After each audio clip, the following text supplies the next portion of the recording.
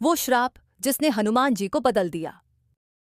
एक बार त्रेता युग के पूर्व काल में जब पृथ्वी पर धर्म का संतुलन डगमगाने लगा था, तब देवताओं ने एक सभा बुलाई और ब्रह्मा जी की अध्यक्षता में यह निर्णय लिया गया कि एक ऐसा तेजस्वी, बुद्धिमान और अजेय योद्धा पृथ्वी पर जन्म ले जो अधर्म का अंत कर सके और धर्म की रक्षा कर सके।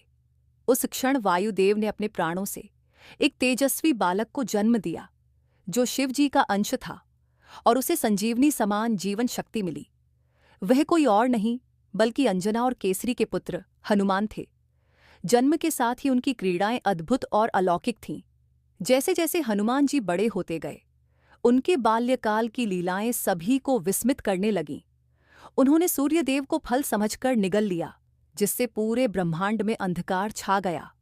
यह देखकर इंद्रदेव क्रोधित हो गए और अपने वज्र से उन्हें आहत किया, जिससे वे पृथ्वी पर गिर पड़े और उनकी ठोड़ी में चोट आई। इसी कारण उनका नाम पड़ा हनुमान, यानी घायल ठोड़ी वाला। यह देख वायुदेव क्रुद्ध हो गए और उन्होंने समस्त वायु प्रवाह को रोक दिया। तब सभी देवता हस्तक्षेप करने आए और हनुमान को एक के बाद एक अद्भुत वरदान दिए गए। अग्निदेव ने उन्हें अग्नि से अजर रखने का वर दिया, वरुण देव ने जल से, यमराज ने काल से, सूर्यदेव ने ज्ञान का वरदान दिया और ब्रह्मा जी ने उन्हें अपराजय होने का वर दिया। लेकिन जैसे जैसे बाल हनुमान बड़े हुए, उनका साहस कभी कभी शरारत में बदलने लगा। वे कभी आयशियों की तपस्या में विघ्न डालते, कभी वन के जीवों को परेशान करते, तो कभी अपने बल का प्रदर्शन करते करते दिशाओं को हिला देते।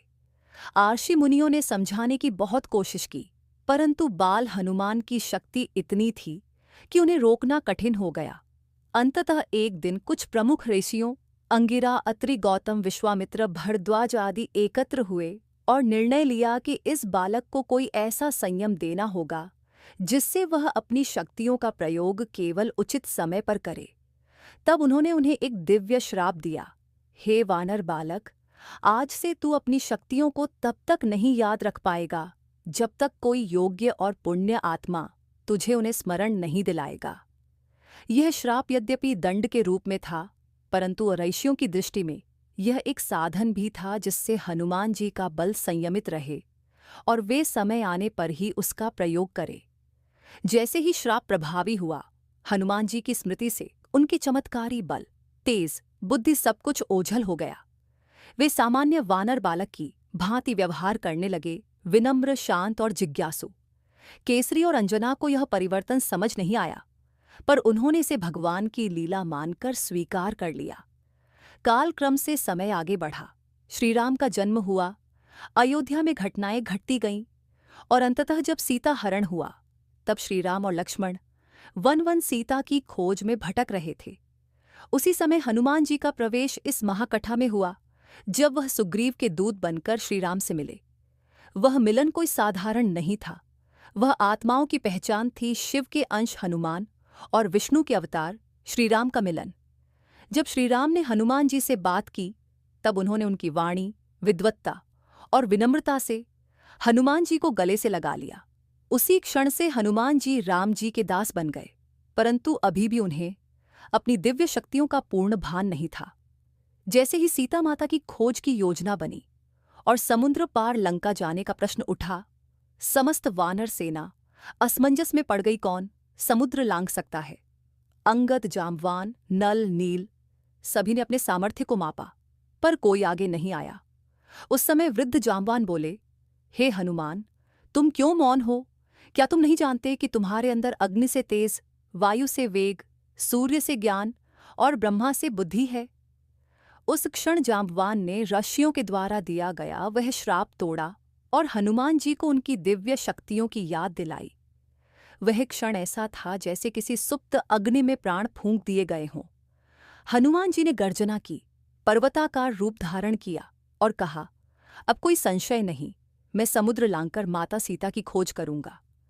और फिर आरंभ होती है वह अद्वितीय यात्रा, समुद्र लांघना, सुरसा से सामना, सिंहिका का अंत, लंका में प्रवेश, सीता माता से भेंट, अशोक वाटिका में रावण को ललकारना और अंत में अग्नि में जलकर भी नष्ट न होना। यह सब उस बल, बुद्धि और दिव्यता का परिणाम था, जो उस श्राप के टूटते ही प्रकट हुई। यह कथा हमें यह सिखाती है कि ईश्वर द्वारा प्रदत्त शक्तियाँ किसी भी रूप में अंतर्निहित होती हैं, परंतु उनके प्रयोग का उचित समय और उद्देश्य निश्चित होता है। हनुमान जी की शक्तियाँ सीमित नहीं की गई थीं, बल्कि उन्हें एक पवित्र अवसर के लिए सुरक्षित किया गया था। और श्रीराम की सेवा से बड़ा अवसर और क्या हो सकता है।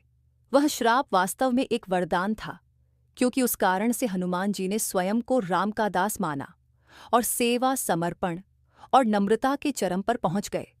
कथा यहीं समाप्त नहीं होती। रामराज्य की स्थापना के पश्चात जब श्रीराम ने वैकुंठ गमन किया, तब हनुमान जी ने रामकथा के प्रचार और भक्तों की सेवा हेतु पृथ्वी पर रहने की प्रार्थना की। तब श्रीराम ने उन्हें अमृतत्व प्रदान किया और कहा, जहाँ जहाँ मेरी कथा होगी वहाँ वहाँ तुम रहोगे। जो तुम्हें स्मरण करेगा उसे मेरे दर्शन सुलभ होंगे। और तभी से हनुमान जी को चिरंजीवी कहा गया, जो युगों युगों तक पृथ्वी पर रहेंगे। और आज भी उनकी उपस्थिति भक्तों में महसूस की जाती है। उनकी शक्ति आज भी सीमित नहीं है, वह आज भी जीवित हैं। और जब भी कोई उन्हें पुकारता है, संकट मोचन हनुमान, तब वह दौड़कर आते हैं। यह कथा हमें यह भी सिखाती है कि आत्मशक्ति का स्मरण भी गुरु या सत्पुरुष के माध्यम से ही होता है। जैसे जाम्बवान ने हनुमान जी को याद दिलाया, वैसे ही जब मनुष्य सच्चे साधु, गुरु या भक्ति की शरण में आता है, तब उसे अपने भीतर के परम बल का बोध होता है।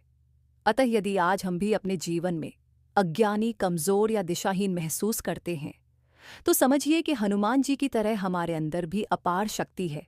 बस जरूरत है उस जांबवान क्षण की, जब कोई हमें हमारे असली स्वरूप की याद दिलाए। हनुमान जी की यह कथा बाल लीला से आरंभ होकर श्रीराम की सेवा, लंका दहन, रामायण की पूर्णता और अंततः चिरंजीवी बनने तक एक संपूर्ण प्रेरणा है कि शक्ति, ज्ञान और भक्ति जब तीनों का संगम होता है, तब कोई भी जीव हनुमान बन सकता है। और यह कथा आज भी जीवंत है, क्योंकि हर मंगलवार और शनिवार को जब भक्त जय हनुमान ज्ञान गुण सागर का जाप करते हैं, तब उस श्राप की छाया से बाहर निकलते हैं और श्रीराम के चरणों की ओर एक कदम और बढ़ जाते हैं। यदि आपको हनुमान जी की इस रहस्यमयी कथा ने भावुक किया हो, आपके मन में भक्ति का संचार हुआ हो, तो इस वीडियो को जरूर लाइक करें। नीचे कमेंट में लिखिए जय बजरंगबली, ताकि यह आवाज़ उस तक पहुंचे जो जीवन में संघर्ष से जूझ रहा है। अगर आप चाहते हैं कि ऐसी और भी दिव्य और दुर्लभ पौराणिक कथाएं समय समय पर आपके मन और आत्मा को छूती रहें, तो आपके अपने चैनल भक्ति धारा कहानियां को सब्सक्राइब करना न भूलें। इसे अपने परिवार और दोस्तों के साथ जरूर शेयर करें, क्योंकि एक प्रेरणादायक कथा किसी का जीवन बदल सकती है। और हाँ, अगली कथा आप किस विषय पर सुनना चाहते हैं, ये भी नीचे कमेंट में जरूर बताइए। आपकी राय हमारे लिए भगवान की प्रेरणा के समान है। जय श्री राम, जय बजरंगबली।